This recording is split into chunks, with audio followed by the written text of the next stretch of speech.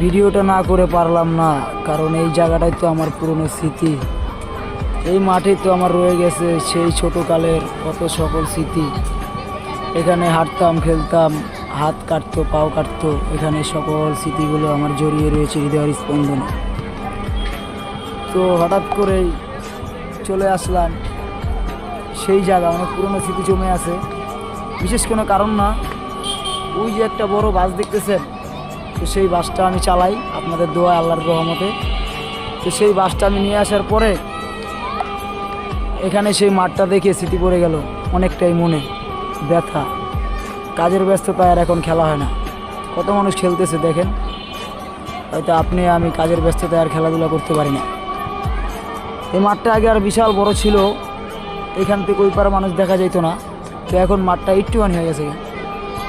হ্যাঁ, অ্যাবসর্ড, বাংলাদেশ থেকে মাঠ বিলুপ্ত হইতেছে। যত দিন যায় তত মাঠ মনে করেন বিলুপ্ত হয়ে যায়। ইতি দুঃখ খোলার স্মৃতি। বাই, এই যে ভিডিও।